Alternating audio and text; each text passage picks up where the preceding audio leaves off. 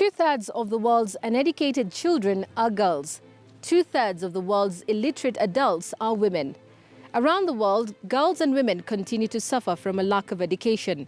This week on All Woman, I take you to Daraja Academy in Laikipia County, where at least 200 girls have been guaranteed free secondary education.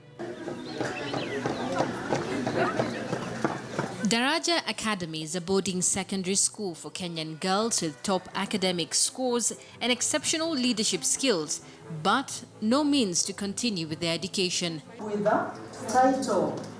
The academy provides shelter, food, healthcare and counseling services, which allows students to focus on their potential without being hindered by the everyday barriers of poverty. Jamila Linayara from Samburu County is one of the lucky girls who got selected to join this school. Coming from a backdrop of female genital mutilation and early marriages, she considers herself very lucky. For me, it was very difficult because when I was in class 5, I was being circumcised, and my father told me when I was entering class 6, he told me that now I've grown up, I'm a big girl, so he wanted me to get married to a man. And then now I ran away from home and went to my sister's home. The Form 1 student was lucky to be rescued by her sister, who brought her to Nanyuki and enrolled her into a public primary school. It is because of girls like Jamila that Daraja was founded, to give hope to the hopeless. Daraja was founded in the year 2009, so that is when we opened the gates. But the idea came to be in 2007. So the formative stages of trying to raise funds, trying to get the paperwork done, but we got the first group of students in the year 2009. The Dohatis started with a strong belief that the education of girls living in regions of material poverty would result in girls empowered to uplift their families, communities and country. They and their Kenyan administrative team built the campus and its curriculum around a vision they believed would not only produce well-educated young women, but also women prepared to become agents of change in their communities. Daraja came to be as love for education that was noted by our founder, Jason. Jason visited Kenya when he was a very young boy, and he came with his father. On touring, he saw kids who love school, but they're going to schools that have no structures. Kids are going to school without proper shoes, proper uniform. They have one book, but they're running to school. And he was, he was encouraged by their love for education. The 2007-2008 post-election violence gravely affected education in the country.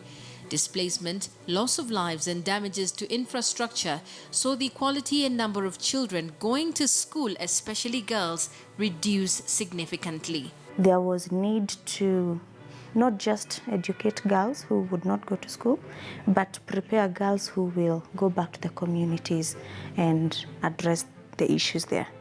And Jenny and Jason had an idea of having a small Kenya be educated at Daraja. Jacinta Ann will be sitting her KCSE examination this year. Secondary school education was not an option for her 4 years ago. It was a life-changing moment because it was like all was done for me. There was no light at the end of the tunnel for me. But when Daraja came and took me in, I felt that I have hope.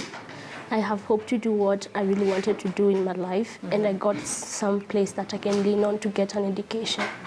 Having gone through primary school education in the hands of a well-wisher, Jacinta knew that she would never make it to secondary school. Life was hard because I having 6 siblings. It's quite hard because we had 4 of us being in school, and all depends on my mom because my dad was not there for us. So it was quite hard, and I was the second last, and so I had to press on because I'd seen my sisters thrive. I too wanted to be like them and not be like my brothers who came first. The administration team at Daraja takes 3 weeks to travel around Kenya, interviewing applicants and meeting with organizations and schools to spread the word about Daraja and the importance of educating girls. In turn, it receives hundreds of applications each year, and after a rigorous review of the applications, finalists are invited to an in-person interview. A diverse student selection committee interviews the girls to discover those with innate potential for grassroots leadership. Questions include, what would you change about your community and why? I would like to tell them not to give up and fight for FGM in Kenya, because maybe we are maybe the Samburu mostly are the ones who have been circumcised a lot, the girls. Selected students rank among the highest in their primary schools and exhibit strong leadership qualities. Much attention is paid to ensure Daraja has a diverse representation of girls from local communities, various regions of Kenya, as well as cross-section of tribes and religious backgrounds. At the moment, the body represents 32 of 42 tribes and multiple religions. Every year we took 26 students, a small class, because we wanted to do it well. We wanted to make sure a girl is able to reach a teacher, but also we would only have a number that we could afford to finance. So 26 is what we worked with, but every time we went out for student selection, the need is so big that you say no to so many, and you have to constantly remember the girls you met, you sat with in an interview, yet you did not take them. So it has been 26 until the 4th year that we felt, could we squeeze a few more? And we started taking 30. So to date, we still take 30 students. The school has various programs they do.